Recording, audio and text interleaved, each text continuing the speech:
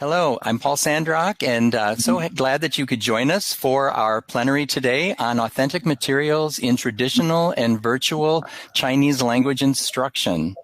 I'm joined here by four wonderful friends and colleagues.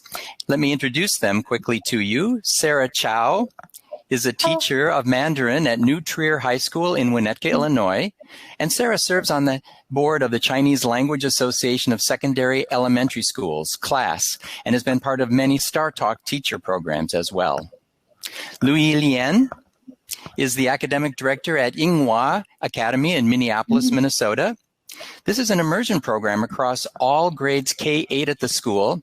The students are mainly non-native speakers of Mandarin, and Lu Yi has developed the curriculum with a focus on literacy in all subject areas.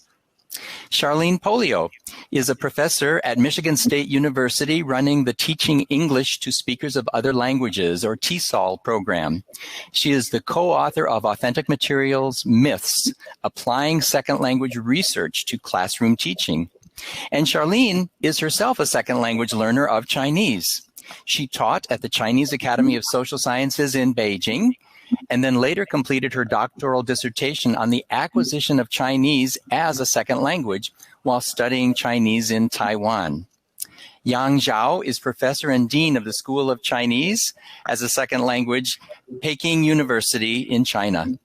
His research interests include second language acquisition, generative grammar, and sociolinguistics. And previously he taught English at a secondary school for 5 years. So we all bring a variety of background and experiences as second language learners and as second language educators. I would like to just share with you the outcomes that we have for today so that you can all follow along and understand what our learning targets are for today. And for our plenary, our authentic materials in traditional and virtual Chinese language instruction, our first goal for today is that after this hour together, you'll be able to say, I can describe my personal rationale for using authentic materials to develop learners' proficiency in Chinese. You will also say, I think after this hour, that you'll be able to say, I can identify the variety of authentic materials I want to incorporate into Chinese language learning. And I know some of you have already taken the polling question and shared what you're currently using. We hope to add to that variety of materials. And finally, as a result of our conversation and you joining in our conversation, I know you'll be able to say, I can analyze what is needed to support learners as they engage with those authentic materials. All right, as we get started, let me now frame for you the questions. And we know it's important to always start with why before how.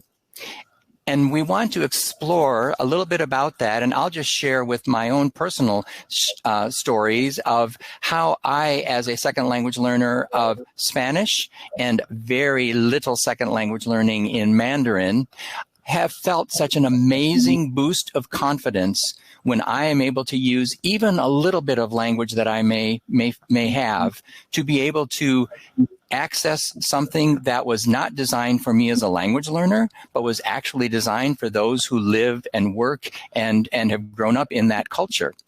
I also feel an amazing confidence when I, as a second language user of the language, am able to at least ask one question, at least get one response, at least say one how ba how, and suddenly everyone just brightens up and they engage with me. So that is what I'm bringing to those experiences. And that's the why for me. That's the why for me. So I'm going to ask the first question about, well, really, what are authentic materials and how do we define authentic materials, and really, why does it matter? And Charlene, if you could start us off on that part of our conversation. Thank you.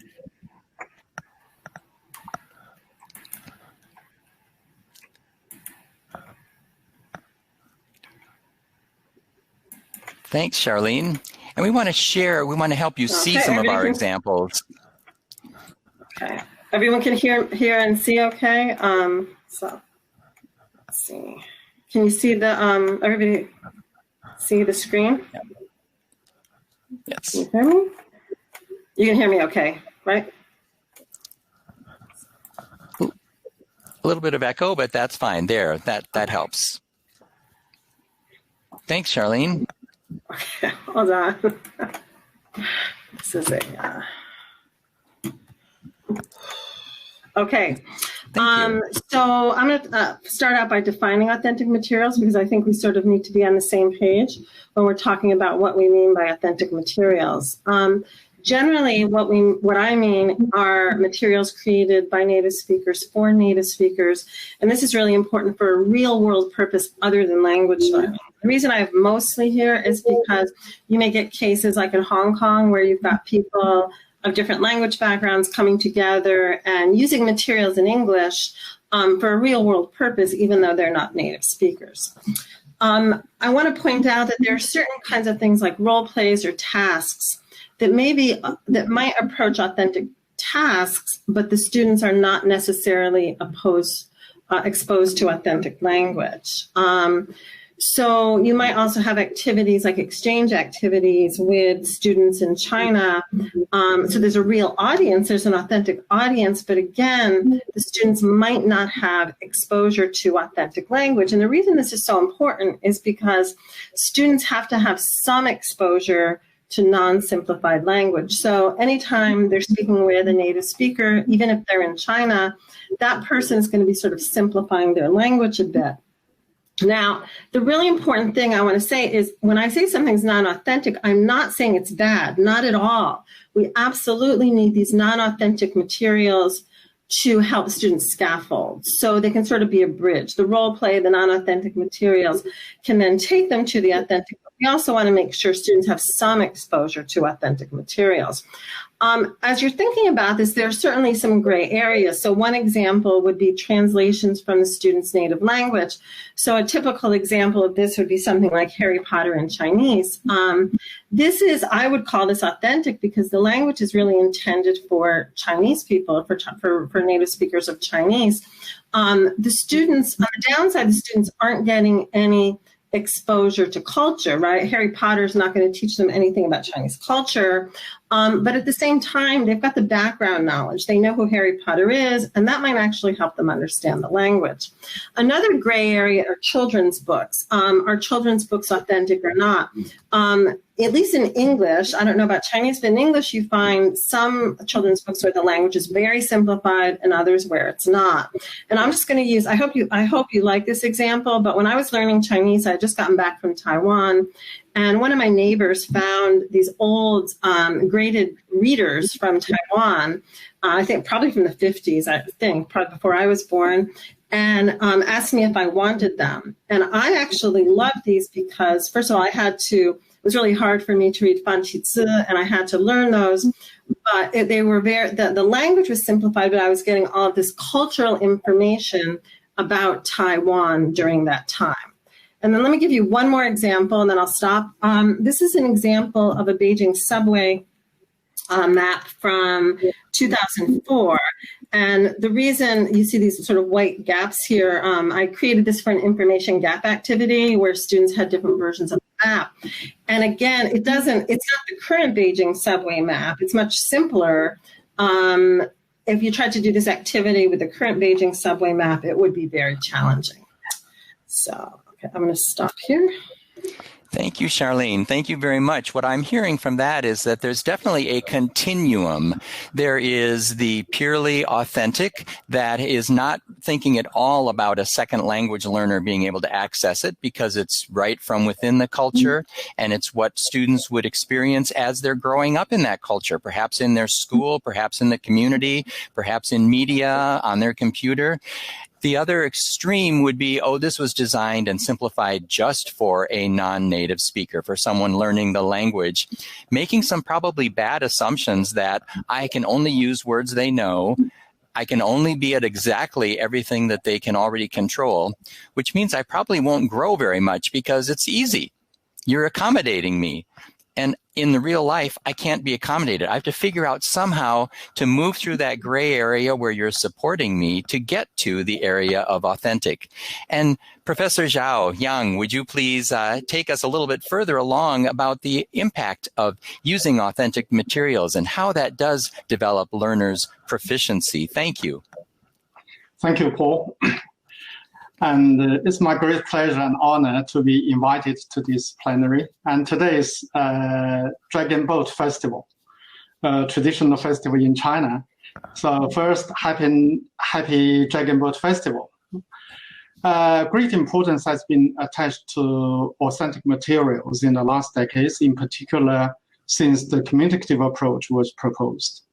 Now there is emphasis on authentic materials in foreign language teaching and learning standards and curricula. For example, in the program standards for the preparation of foreign language teachers, authentic is mentioned several times, and the advantages of authentic materials are summarized as follows. So they are good sources of learning about language varieties. They are means of connecting students with target language communities, and they reflect real-world language as it is used by native speakers in target cultures. And the ability to identify and integrate authentic materials into classroom activities is one of the abilities of language teachers. So when choosing authentic materials, teachers must take the students' needs and the characteristics into their account. So when we say authentic materials, we mean materials that reflect real-world language, but presented in textbooks. If authenticity goes beyond textbooks, then there will be something else, like what Charlene said just now, for example, authentic tasks. Look what is in my hand. It's a zunzi, a special food for the Dragon Boat Festival. If its picture appears in the text telling about the festival, it is authentic material. But when we do something on it in the real setting, it becomes an authentic task. By performing authentic tasks, students not only learn the language, but accomplish tasks in mock or real settings. I have two examples on authentic tasks. So the first example is knowing each other and the introduction, which is usually the first lesson. So the whole lesson has usually 4 or 5 short sentences like 你叫什么名字?你是哪国人? They are authentic. But if you ask students to practice these sentences only, they will get bored very quickly. So instead of helping them understand how to introduce in Chinese, we can assign them a task, asking each of the students to introduce themselves and each one of their fellow students to the whole class. In fact, this is not an easy task because they need to memorize not only the pronunciations of their fellow students, but also the names of their countries. So this is an authentic task in the classroom setting. We may also go beyond the classroom and ask students to accomplish tasks in real settings. For example, when I teach beginning learners, the assignment for the first lesson is buying food in the dining hall. I ask each of the students what he or she wants for lunch and tell them the words and basic sentences for requests like 我想要 blah blah. I take them to a dining hall and ask them to buy their own food. I wait for them to come back with the food. If they do, the task is accomplished. An advantage of such authentic tasks is that it gives students a sense of accomplishment. So a summary of the above is that apart from authentic materials, teachers can assign students authentic tasks using authentic materials in mock or real settings. Paul. Excellent. Thank you so much. I appreciate the addition of it's not just the material, it's what we do with the material that really matters. And Lu Yi, I'm going to ask you to take us into the world of immersion because this puts another pressure. Your learners are acquiring their science, their language arts, their social studies, their mathematics through Mandarin. How can this be? How can, in an immersion setting, you actually use authentic materials? Wow. Yeah. I want to say wow too. Yeah, in the real setting, if we could, we of course hope we can bring our 820 students to Beijing, to China, or to Taiwan to experience all the authentic material, authentic setting, but we couldn't. So we have to bring people, teachers from Taiwan or from China, to our classroom to create an environment for students. And the ultimate goal for language learning, language immersion education, is actually for students to attain the proficiency level that will allow them to function in a target language environment. They will feel comfortable. That's our goal. So as we are immersion schools, all of our Chinese teachers are native speakers. They are using Chinese language to teach the content area knowledge for our students. With native speakers as a teachers, we are able to bring a lot of authenticity to the classroom in a way the teachers teach, interact with students, conduct daily meetings, etc., all in Chinese. Within this setting, we also want to expose our students to the cultural material. These important elements fosters more familiarities for our students, and they will feel more comfortable when they encounter the authentic material. So the immersion teachers trying to enrich students' language learning by providing in-class opportunity to help students to encounter the authentic material.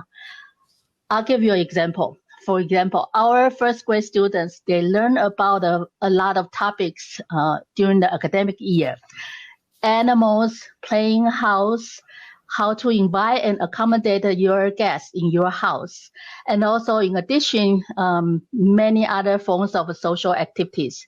They learn Chinese language arts. They learn math, social studies, science, or in Chinese. The content they have learned in all subject areas need to be reinforced at every possible opportunity.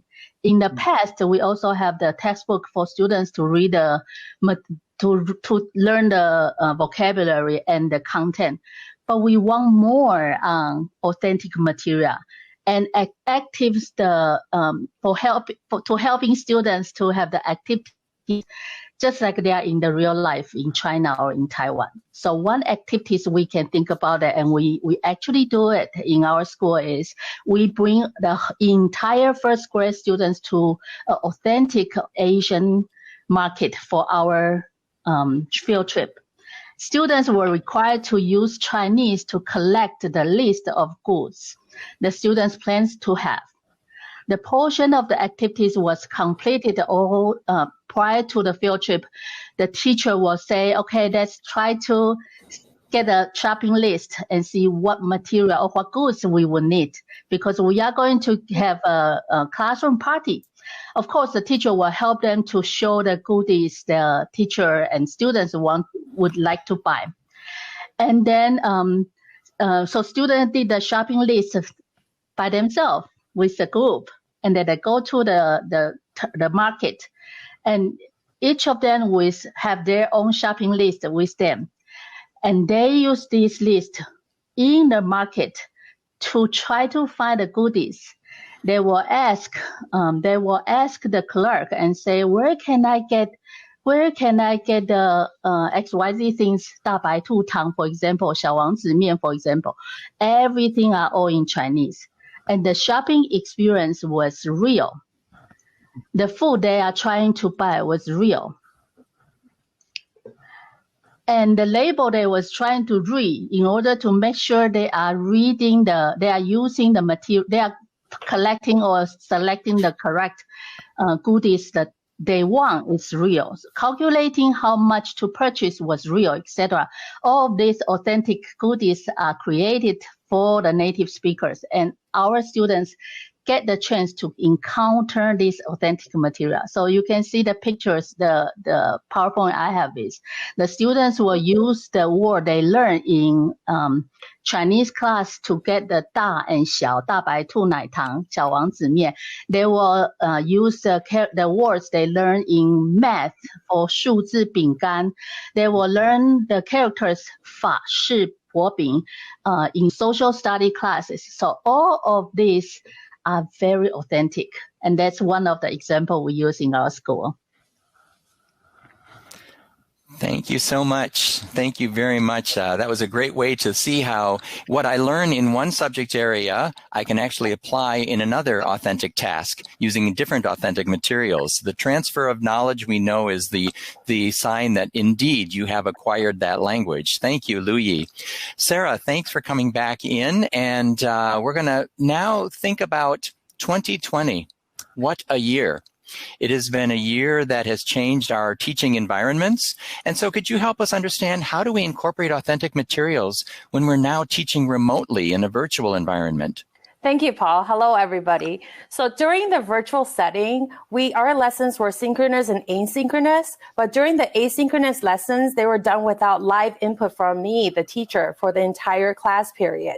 So in this case, I used authentic materials. Authentic materials were even more important to provide language and cultural input to the learners. So I'm sharing with you all today 3 different examples from one COVID-19 unit, which we used this spring. So at the initial stage of setting the context, you see on the top left, students watch a video on their own independently by Afu about Shanghai in post-quarantine. So my colleague and I, we purposefully chose Afu because his videos are in both English and Chinese, sometimes even in German. So students get the gist of the topic and the mix of English in an authentic way. It's really natural for them to switch between the languages, and it helps engage the students.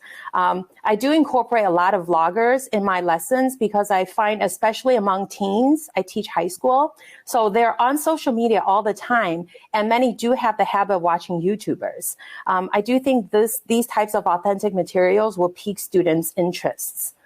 So as students are exposed throughout that unit to more targeted vocabulary and structures, I now use the video on the right-hand side with the woman in the pink mask, right? So this is by a native Chinese vlogger. And he basically, in the end of February, he went onto the grocery store in Wuhan and he started interviewing random shoppers. He asked them a lot of the questions that we were as teachers asking the students, and students were asking themselves. So he asked questions like, how are you spending your time during quarantine? In your opinion, what is the silver lining during this pandemic? So using technology tools, I targeted certain portions of the video so students can listen to the selection multiple times because I wanted repetition with a target question in mind, right?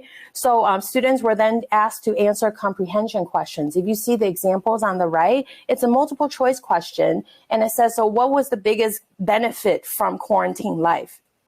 And the answer that this woman said is the whole family is united together. On the bottom left now is a culminating interpretive task for this unit is for students to listen to a pop song written during COVID-19. So this song is about the songwriter's emotions during quarantine. So this first example is from this COVID-19 unit. I'm just going to go ahead and share with you how do we break this down. So when we break this down, here on the left-hand side are the lyrics, and then I put them into green boxes because just isolate these 2 chunks. I asked the students on the right for tasks while they're reading the lyrics. They haven't heard the song yet. So the first task is for students to look for action verbs, circle them, and insert images representing these actions on the digital worksheet. Then I asked students to translate the highlighted verse on the bottom here in using their own words, because I always have to remind them you cannot use online translators, right? After that, I asked for a holistic, a comprehension of the song by asking students for the songwriter's opinion towards COVID-19. And students had to show evidence to support their claim from the lyrics. I asked whether if they liked the song and whether if they're feeling the same emotions as the songwriter. So only until then, after we've done this exercise, will the students listen to the song and sing along. I find the engagement for these activities were very high. And students not only learned the language, but were able to see what life was like in China, both differences and similarities. Using authentic materials not only gives students an opportunity to be exposed to authentic culture and language, it also develops language intuition, 一种语感, a sense of language or a sense of how words just sound right together. So this sense is simply learned through exposure. Thank you, Sarah. What a great example. That really made it very important that we've added another key word. It's not just the materials, it's not just the tasks. It also has to be authentically relevant. And nothing was more relevant than tapping into your students' own emotions around the COVID-19 situation where they're living today. I would also like to add one more suggestion of what is important, and that is an authentic audience. An authentic audience. And to think about that as an important element of the equation as well. And I would share an example from Glastonbury High School in Connecticut. The teacher is Mei Ching Chang, and she has really brought that idea of an authentic audience to her students in their partner school in Shandong on the left. And the students did not only self-introductions, but they also started to discuss some of the differences in how they would present themselves and the different degrees of formality. And the students from Glastonbury, they did meet physically when they actually visited, but prior to that, they prepared them saying, wait a minute, this audience really needs to know about our American holiday of Thanksgiving. They're going to experience it. They better make sure that they are ready. So nothing created more internal pressure to really pay attention to their language and grow their proficiency than saying, wow, we have an authentic audience. It's not just the teacher who will kind of go along with me and forgive me all the time. So let me take that idea and move us a little further along in our conversation. And proficiency is something that we don't want to lose sight of when we are using authentic materials, that it really is that ability to access independently. Not just that the teacher simplified it, the task was so easy that of course I could just do a little matching. It's really trying to make meaning from these materials. And so I'm going to ask Lu Yi to share some ideas on how can we do this with beginning students? They have so little language. How do you grow their proficiency, Lu Yi?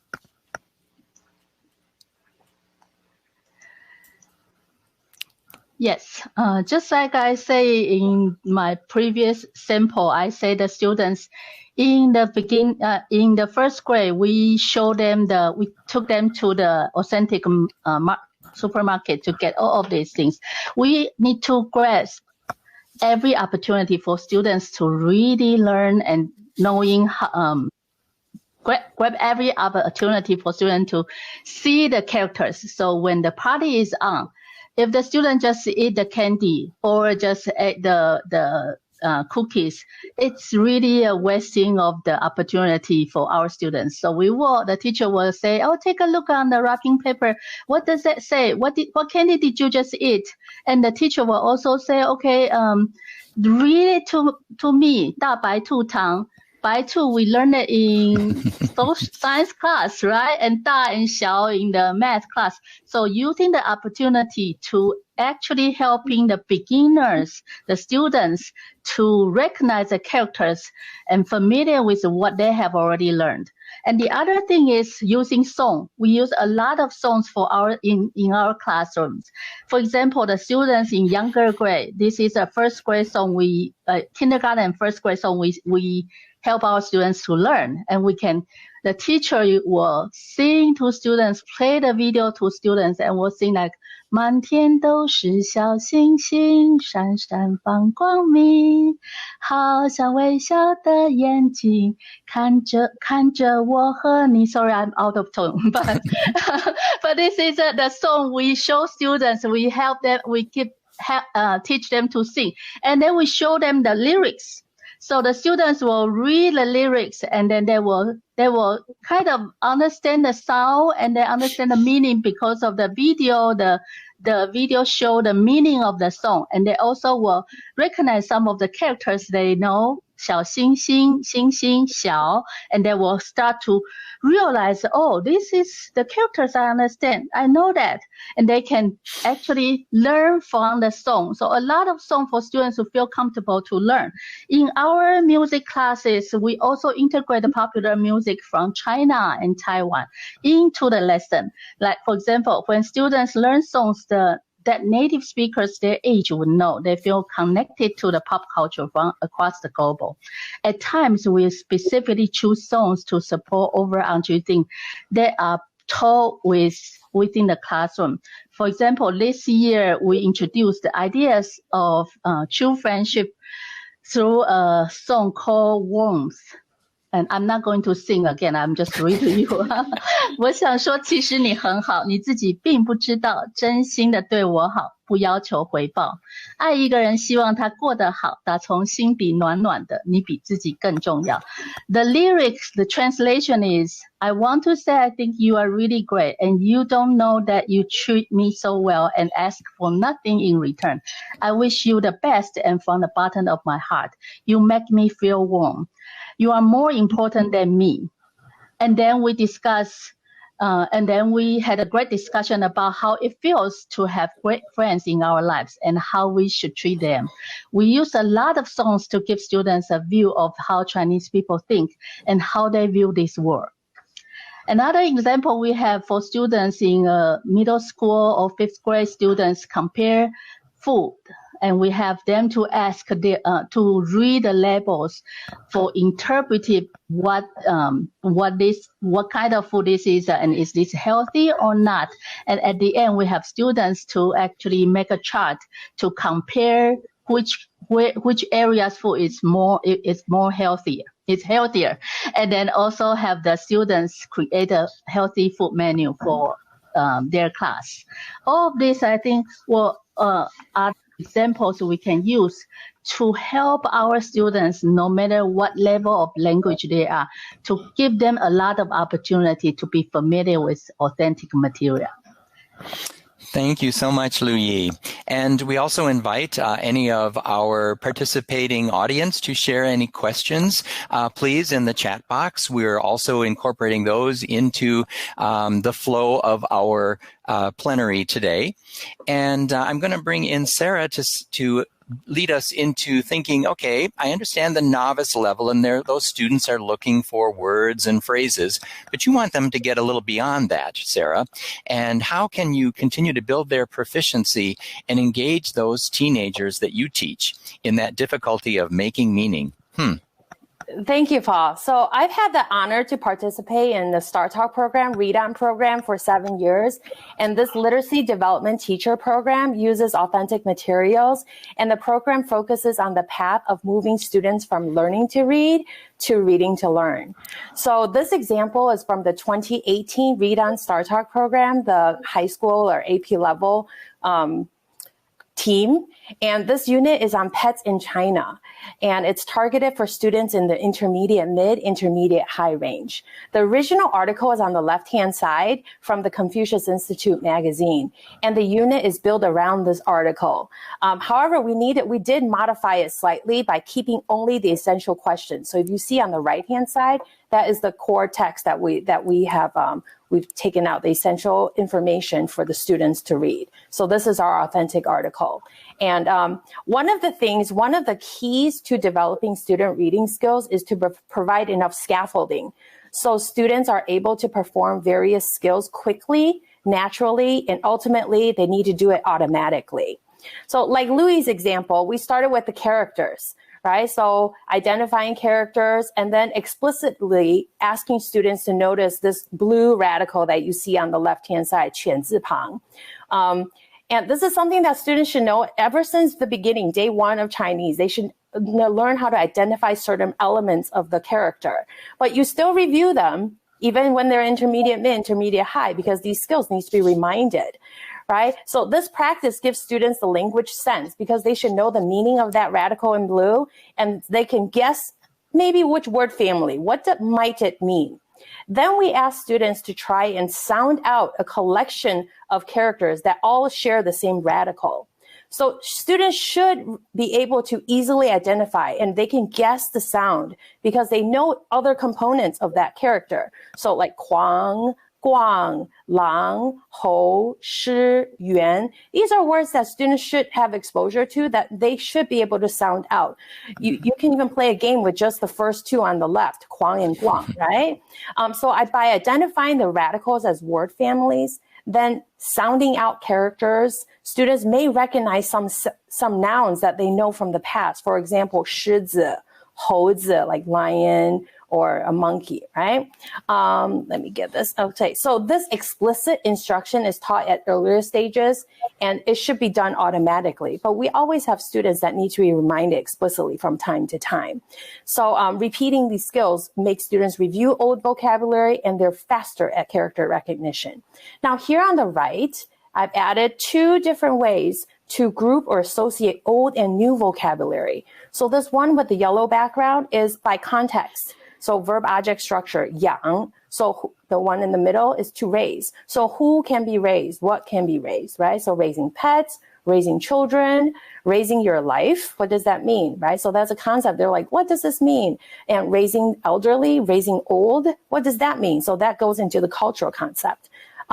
Then on this last part on the right is associating characters by associating words by common characters. So for example, heart, we have 担心, 开心, 关心, 爱心, 伤心.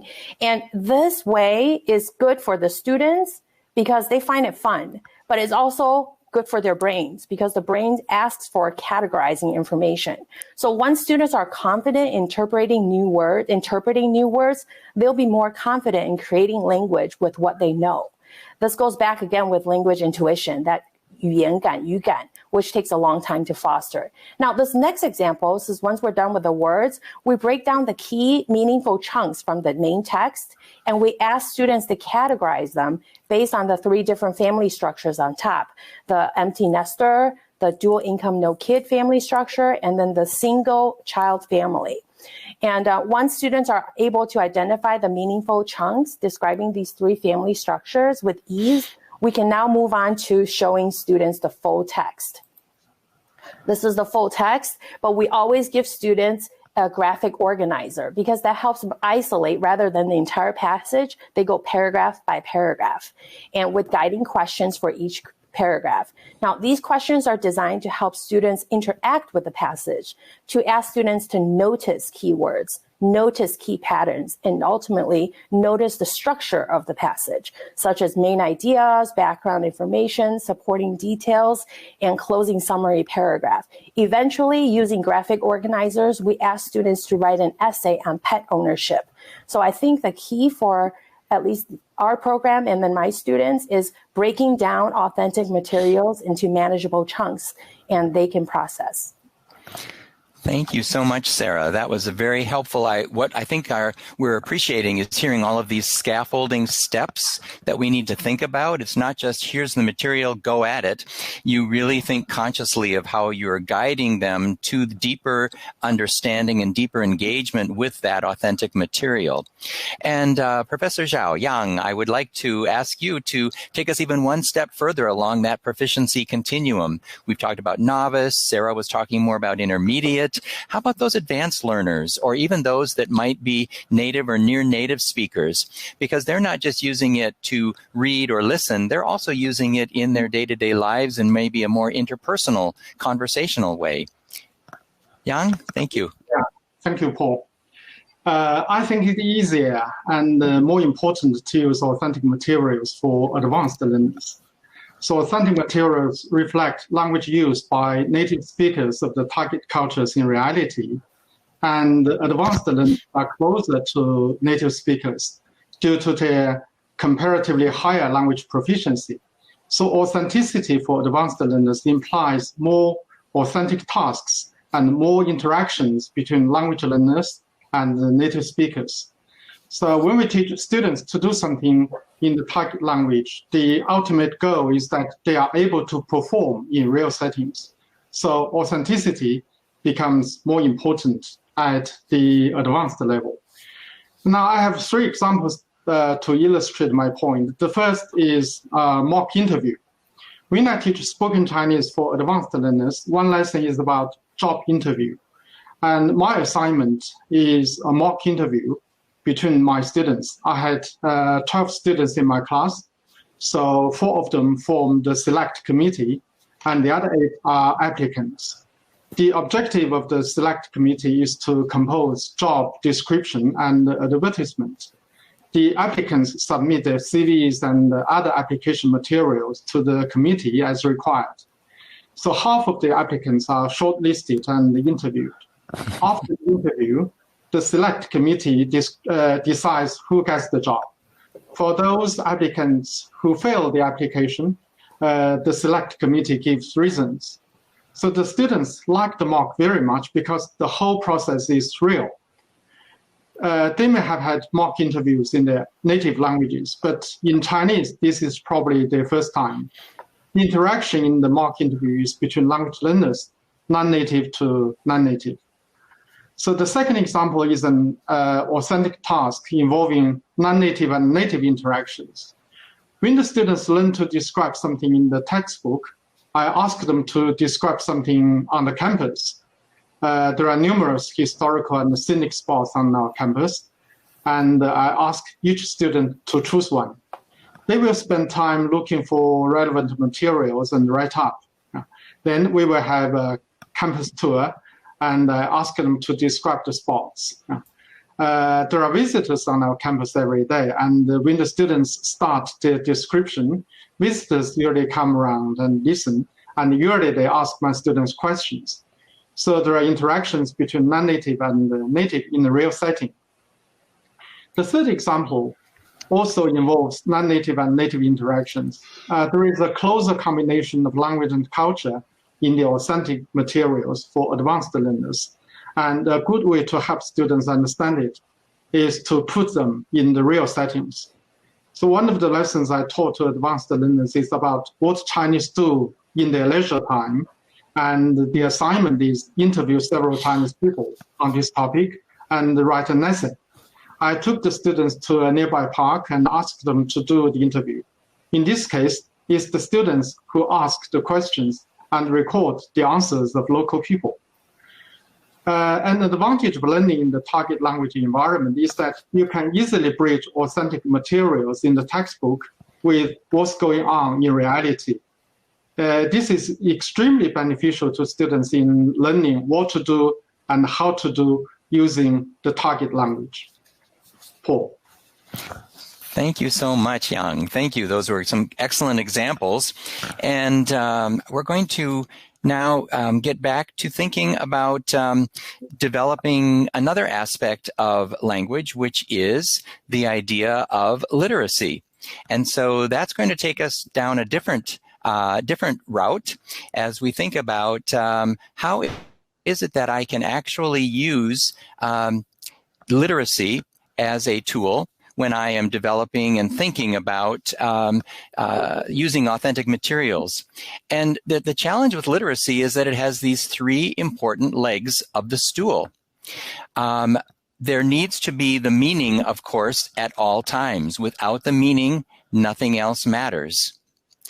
The second component is that meaning gets linked to the sound, and the third is the written representation.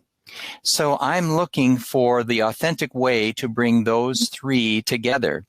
So I need to be able to understand the meaning, understand the sound, and understand the written representation. And I think in an academic setting, such as Dr. Lien, in your situation, you certainly have all of these elements. You've been sharing some ideas of it may be not just the reading and writing we often think about, but you're deepening my thinking by making me look for meaning, but then I use it in those peer interactions. There is that interpersonal connection as well, where I'm grappling with that meaning and figuring it out, and it's building my academic language. So, Lu Yi, I'm going to ask you to take us to an immersion subject area content and think of how can we learn some lessons about more effectively using authentic materials to develop literacy as well. Thank you, Lu Yi. Thank you. I just want to say give a few of the example, using the example to show you how we combine the meaning, sound, and written form to help students to understand. One of the sample we have is in our high school, or in our middle school, and actually we were thinking of for our students.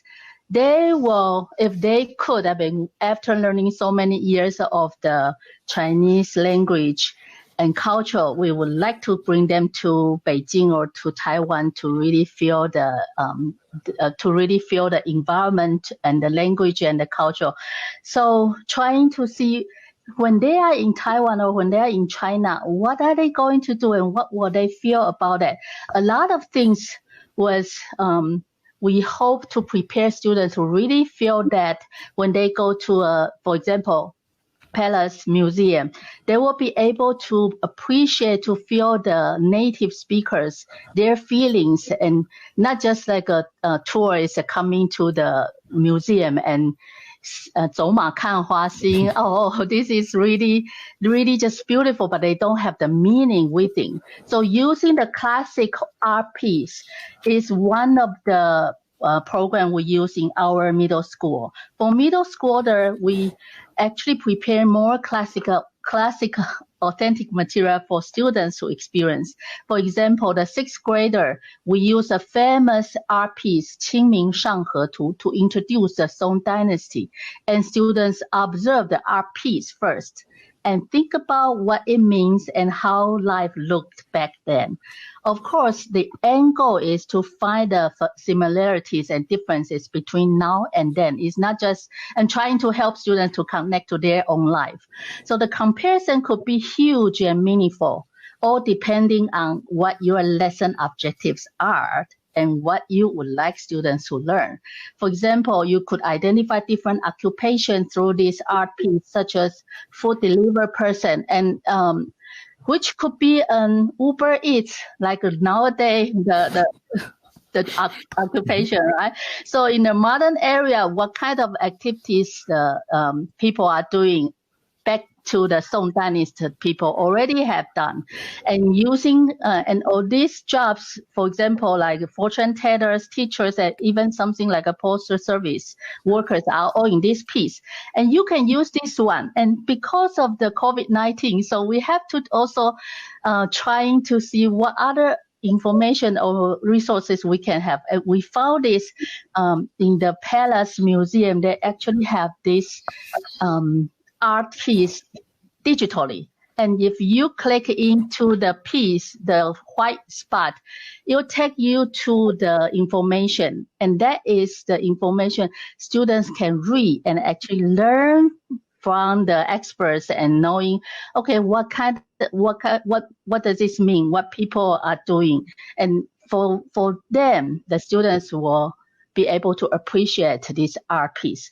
So even though the art piece did not really have a lot of text on it, but it presents more than words and allows for more wonder and creativity. And of course, after the following activities will be students finding another art piece and write down their ideas and thoughts using the learning they have, the skills they already learned during the 清明上河图 unit and write their own piece of the work. The other thing I want to mention is sometimes the students are really, if you give students the authentic material, they may feel is too nervous to see a lot of different characters or words they may not know. So the first thing the students probably will do was they will try to get the apps and trying to search translation to help them to understand. But in our school, I was thinking, okay, if we give students more opportunity to encounter the authentic material, they would not feel too nervous when they really when they have the opportunity. For using the dictionary.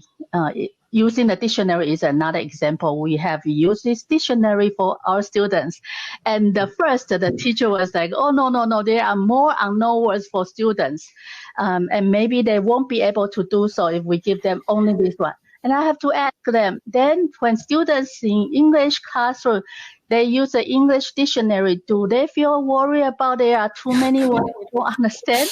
No. So you need to be very clear on why are you using this material? What do you use that? And guiding students, give them the successful experience so they can really feel they can do it, and they will feel they are comfortable. They feel comfortable with the authentic material. And in our school, we did this for one of our third grade and fourth grade students.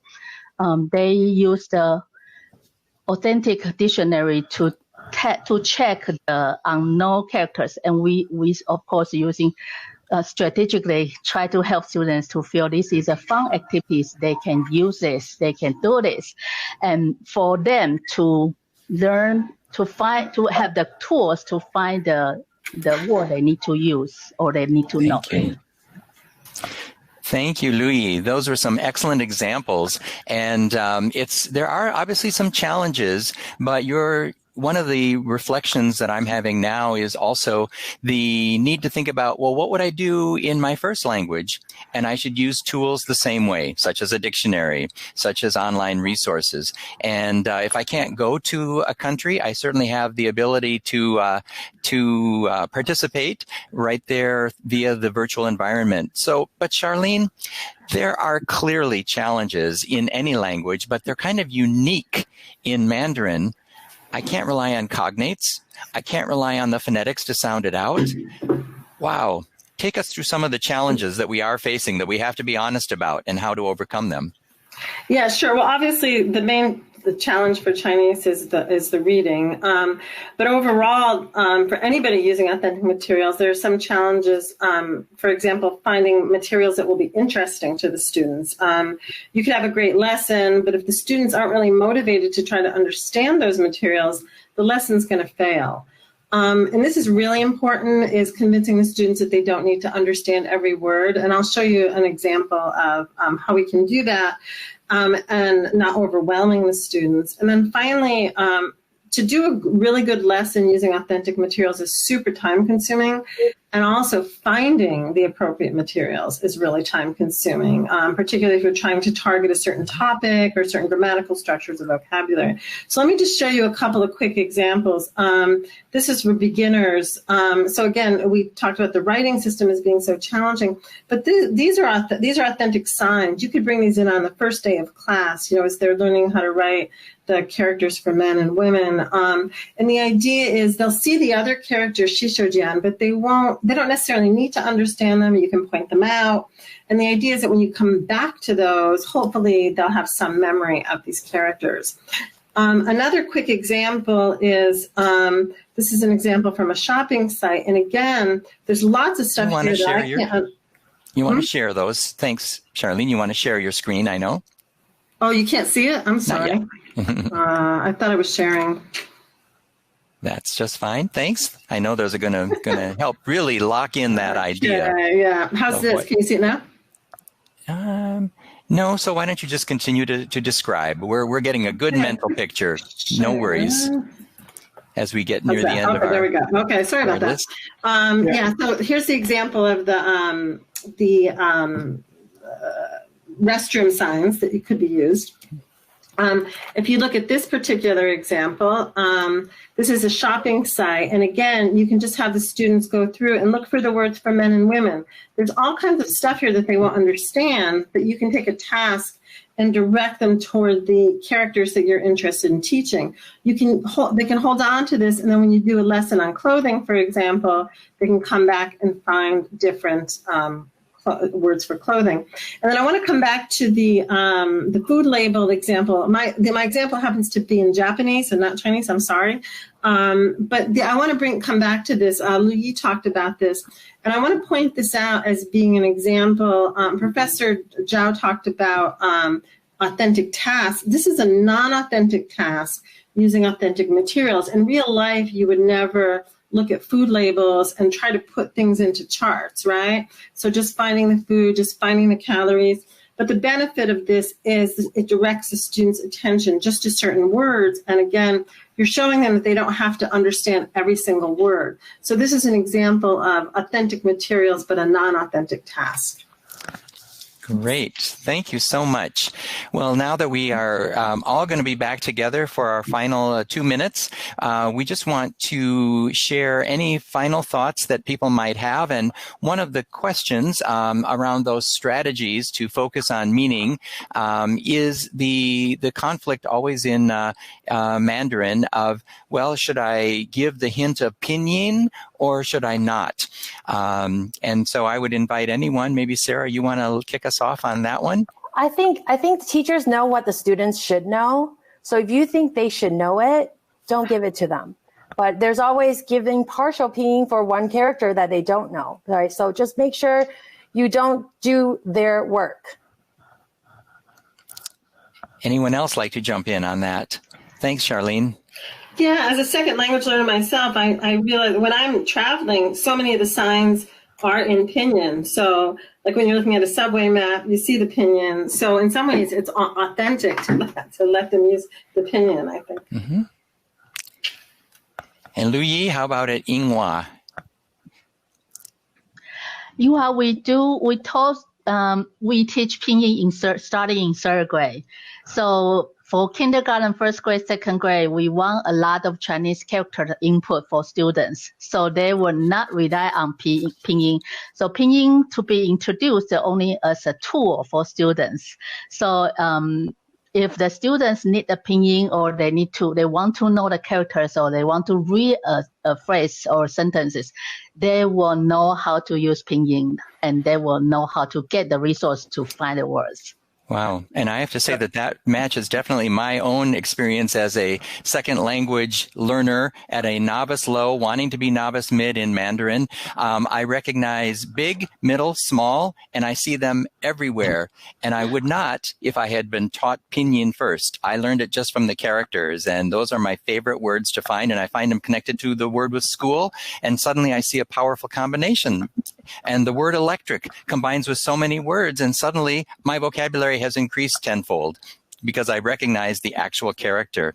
Well, we are at the end of our time, and I'm sorry that we have to stop, but I just would summarize very quickly and thank all of you that you have taken us through the journey of how can we use authentic materials by being mindful of the challenges presented in Mandarin, but overcoming them because we think about, well, what would be authentic task with an authentic audience? And most importantly, how do we engage and make this relevant to our students so they actually want to go through that challenge of authentic materials? Thank you all so much for being part of this conversation. Thank you for having us. Thank you for having us.